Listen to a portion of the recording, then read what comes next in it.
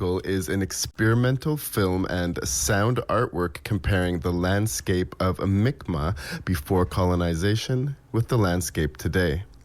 Thornton's project, Theriomancy, explores themes including mythology, ecology, climate, collapse, and digital experimentation.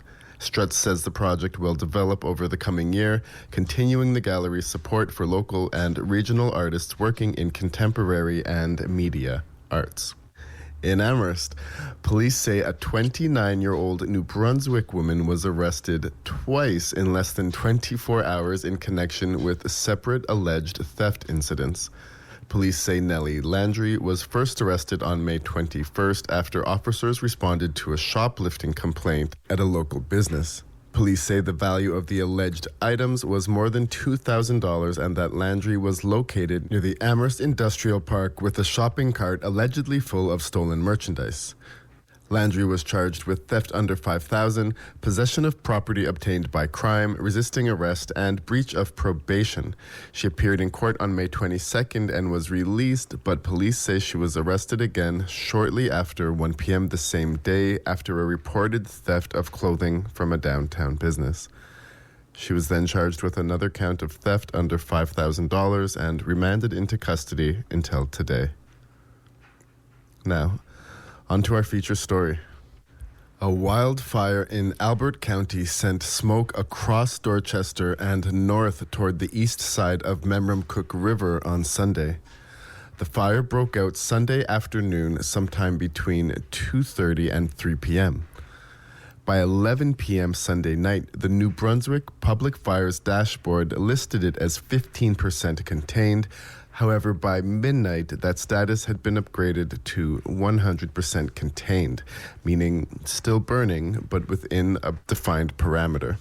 The online dashboard also listed the Albert County fire as one of 6 fires reported in New Brunswick that day alone. 4 of those fires were listed as out. On Facebook, observers appeared to be posting pictures of the fire from Lower Cove, Nova Scotia. However, CHMA has not independently verified the location of those images. The province's Fire Watch page says New Brunswick's 2026 forest fire season is now underway as of April 1st. It directs residents to the wildfire dashboard for active fire status and burning restrictions. New Brunswick is currently under a complete fire ban. It also says wildfires should be reported by calling 911 or the Department of Natural Resources. The Albert County fire comes during a dry start to the season. In April, Natural Resources Minister John Herron said New Brunswick had seen one of the driest years in decades, with 10 straight months of below normal precipitation. Herron said the province's wildfire team was approaching the season with extreme precaution and heightened awareness. He asked New Brunswickers to do the same. National wildfire numbers show New Brunswick is well ahead of last year's pace. The Canadian Interagency Forest Fire Centre listed 397 wild or forest fires in New Brunswick as of May 22nd. At the same point last year, it listed 98. A full official count for fires since May 1st was not posted in the sources I was able to find, but using available public totals, at least 139 fires appear to have been reported in New Brunswick between May 1st and May 22nd.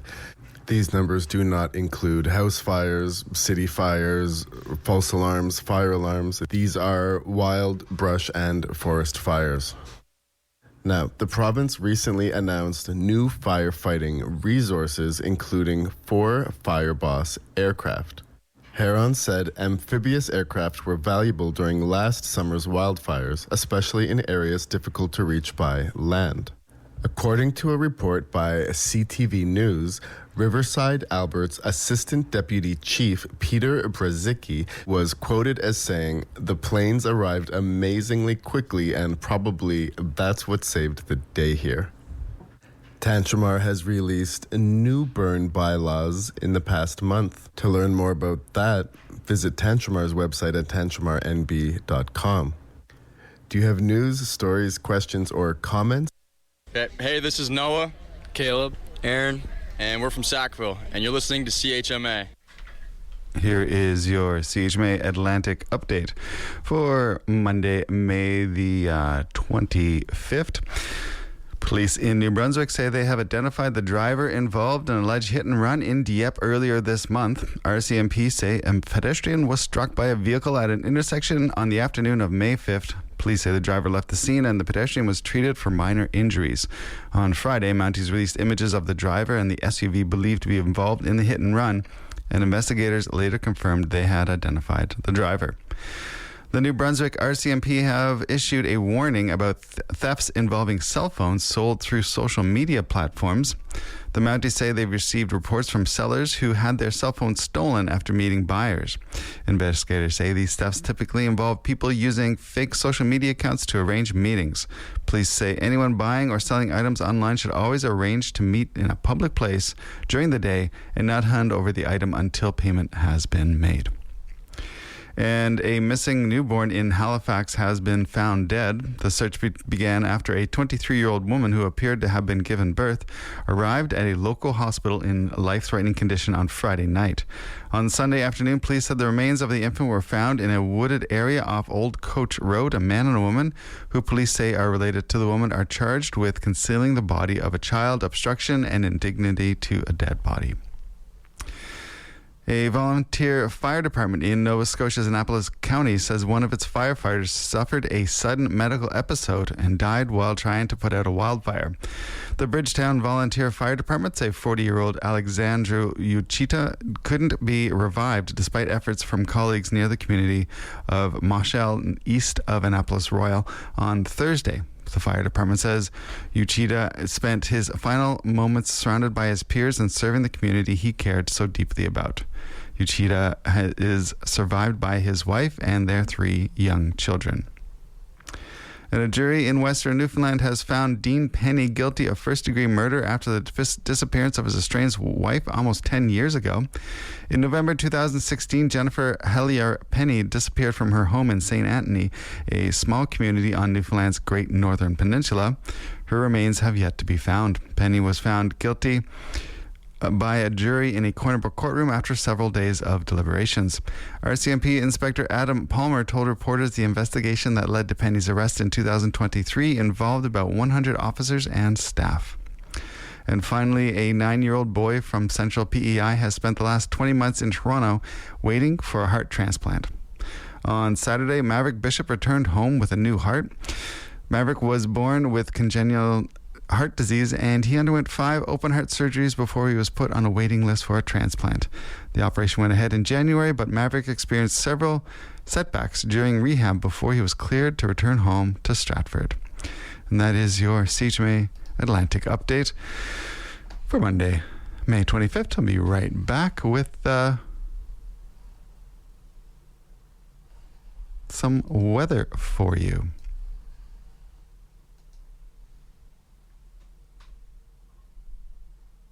Hey, this is Harper Young from Radio Laurier, and you're listening to CHMA. And now for the weather. Today we're looking at cloudy skies with rain beginning in the morning and fog patches developing, about 10 to 15 millimeters, with wind becoming southeast 20 kilometers an hour gusting to 40 near noon, with a high of 13 and a UV index of 2 or low. At night, showers ending in the evening, then cloudy skies, fog patches dissipating in the evening, with wind southeast 20 kilometers an hour gusting to 40, becoming light in the evening with a low of 9. On Tuesday, a mix of sun and cloud with a high of 19, then cloudy periods at night with a 60% chance of showers and a low of 6. On Wednesday, showers with a high of 13, then at night, cloudy skies with a 60% chance of showers and a low of 7. On Thursday, showers with a high of 11, then at night, cloudy skies with a 60% chance of showers and a low of +5. On Friday, cloudy with a 60% chance of showers and a high of 10. Then at night, cloudy with a 60% chance of showers and a low of +5. Finally, on Saturday, cloudy with a 60% chance of showers and a high of 10. And that has been the weather. Hi, Hi, my name is Otoha Hanatani, and you're listening to CHMA 106.9 FM in Saukville, New Brunswick, the voice of the marshes. And here is your CHMA Atlantic update. A New Brunswick mother says she gave birth on the side of a highway because labor and delivery services at her local hospital were closed. Mariah Jackson says her third child, Liam, was born next to a Trans-Canada Highway marker last month. She and her partner were driving to the Dr. Everett Chalmers Regional Hospital in Fredericton, which is an hour away. Bill Hogan, Progressive Conservative member for the area, says the couple's story shows the healthcare system isn't improving fast enough. The New Brunswick government has passed the halfway mark in reaching its goal of opening 30 collaborative healthcare clinics by 2028. The province opened a clinic in Beau-Rivage yesterday, the 16th clinic to open since April 2025. The provincial government provided $942,000 for renovations, overhead costs, and recruitment. Police are looking for a second person allegedly involved in an assault with a weapon in Moncton, New Brunswick that happened earlier this month. The Kodiak Regional RCMP say on May 2nd they arrived at a call about an assault on John Street. Police say two people allegedly approached a man while pointing weapons, but nobody was injured and the suspects fled the scene.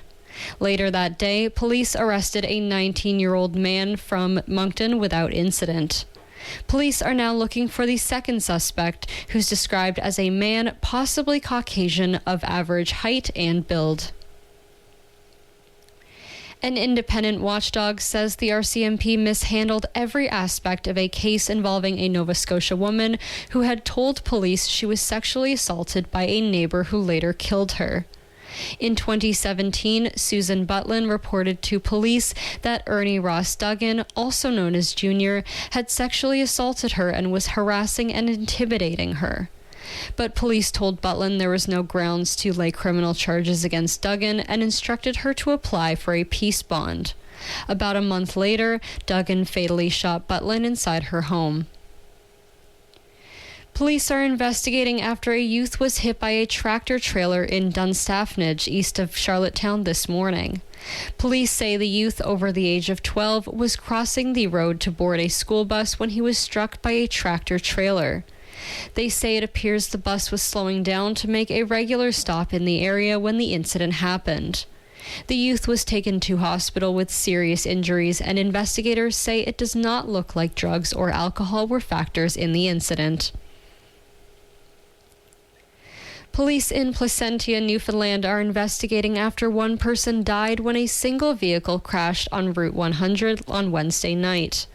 Police say a report came in about a single vehicle crash along the Cape Shore Highway, where the vehicle left the roadway and collided with a power pole, causing extensive damage. The driver of the vehicle died at the scene, and police say the crash caused a fire that was later extinguished. Police say they are investigating. And that has been your CHMA Atlantic update. And here's Brian Nielsen with your CHMA Sports Update. Last night in Game 3 of the Western Conference playoffs for the Stanley Cup, the Colorado Avalanche, winners of the President's Trophy, score 3 first-period goals and don't make another marker. Vegas Golden Knights come back with 5 straight goals, taking a 3-0 lead in the best-of-7 Western Conference final, meaning the Vegas Golden Knights one win away from competing for the Stanley Cup. The other team to face off against the Western winner will be the Eastern winner. Game 3 starts at 8 o'clock local tonight, where the Carolina Hurricanes visit the Montreal Canadiens. In NBA action yesterday, it was the San Antonio Spurs with a completely dominant performance start to finish against the visiting Oklahoma City Thunder. Spurs win 103-82 to take a even up perspective on the series. 2 games each now becomes a best of 3 series in the Western Conference to face off against presumably the New York Knicks, who go into Game 4 tonight against the Cleveland Cavaliers with a 3-0 stranglehold on that series.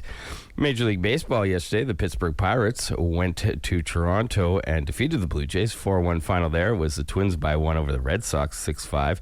Guardians take on the Phillies in Pennsylvania, a 3-1 victory for Cleveland. Yankees shut out the Tampa Bay Rays 2-0 at home. The New York Mets, they lose to the Miami Marlins. They get shut out. A 4-0 final there was the Mariners losing to Kansas City. Royals with the 8-6 victory. Dodgers continued their winning ways with a 5-1 W over the Brewers in Milwaukee. The Astros, they come back despite their injuries to defeat the reeling Chicago Cubs. Cubs now losing 8 in a row. It's a 8-5 victory for Houston. Out west, it was the Giants over the White Sox, 8-5. D-backs over the Rockies, 9-1. Athletics go down to Petco and defeat your San Diego Padres, 5-2.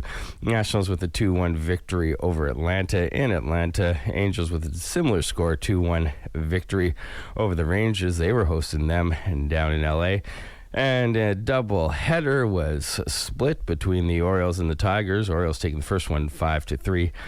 Tigers taking the second one, 4-1. And finally, in the closest ever Indianapolis 500 in recorded history, Swede Felix Rosenqvist defeats David Malukas by 0.0233 seconds, half a car length, to take his first ever Indianapolis 500 championship.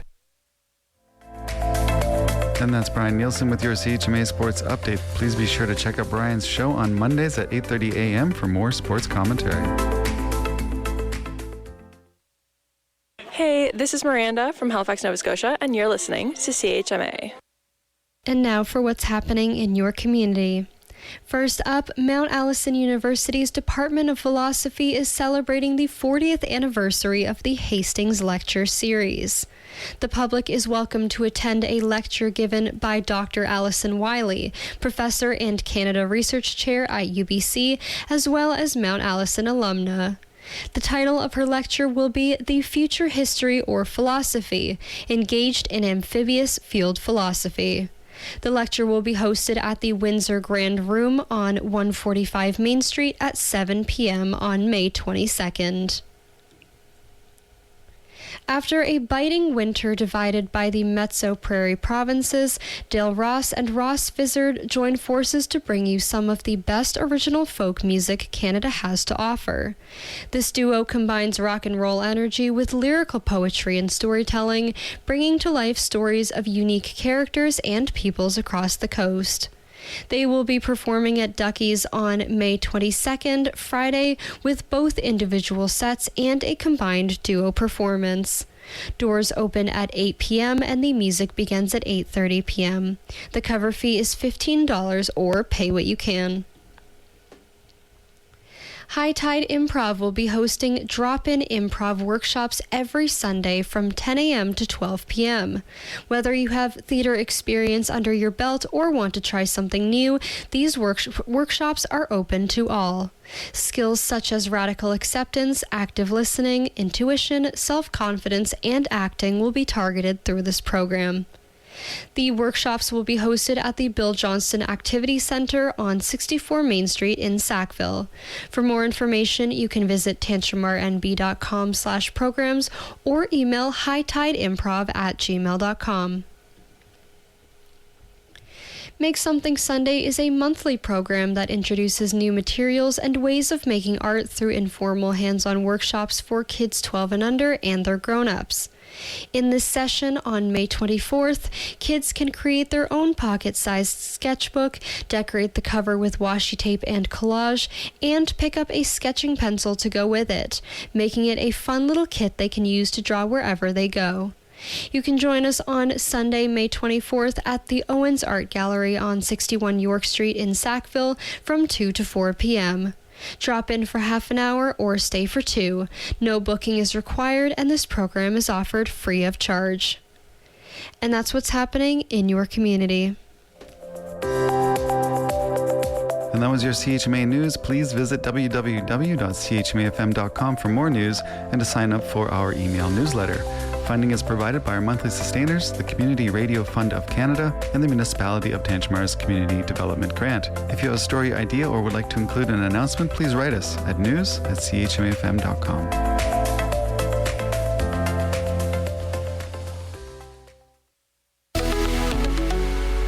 Playing the latest new electro-pop tracks, Cool Pop brings you the best new pop music from around the world. Tune into Cool Pop every Wednesday at 6 p.m. on CHMA 106.9 FM.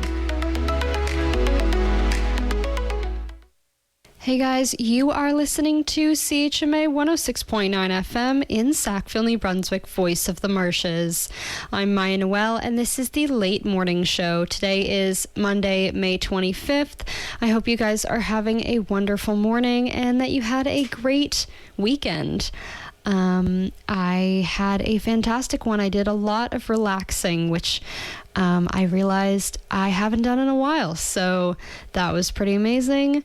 Went to Silver Lake, spent some time with friends, spent some time with family, so that was just a wonderful time. I hope you guys are excited to get into some music because that's what I have coming up for you. So first up, we've got Leivara with The City As We Speak, and then we also have Aura Kogan with Honey. Let's get into it.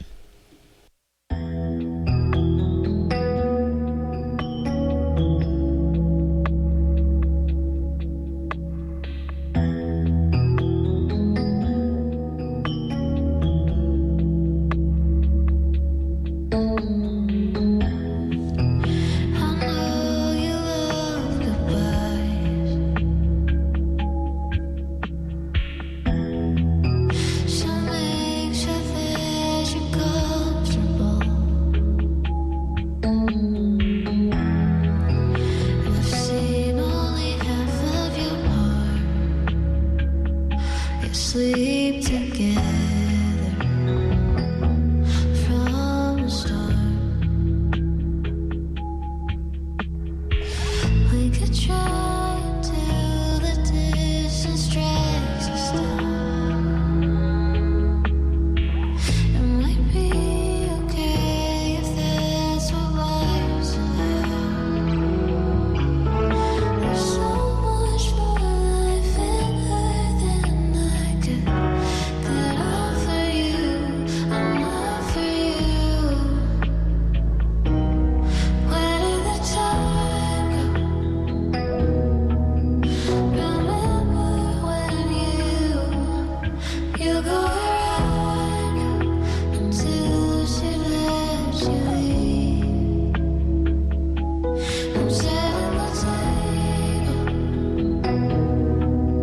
Not until I wake up, losing you to the city as we speak.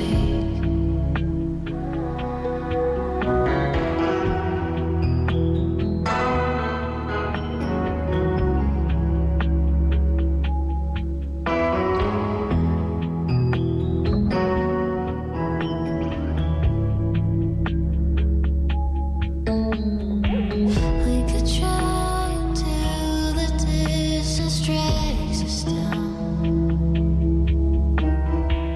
It might be okay if that's what life's about.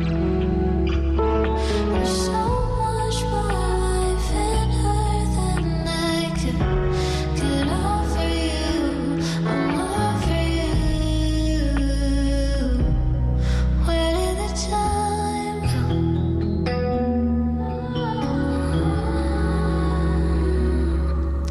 You were where I'd go till she let you leave. I'm setting the table. I'm waiting till I wake up, losing you to the city as we speak. The city as we speak.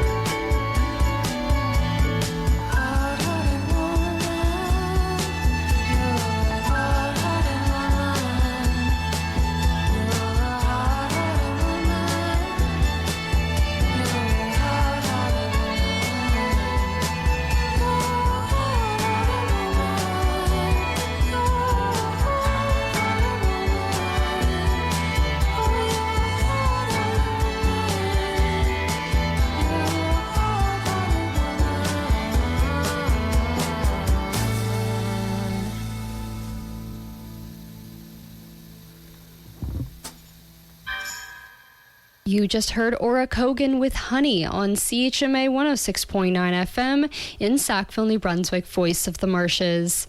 I'm Maya Noel, and you are listening to the Late Morning Show. And we also heard The City as We Speak by Leigh Vara. Next up, we've got Red PK with Get Down, as well as Connie Calder with Wood River. Enjoy.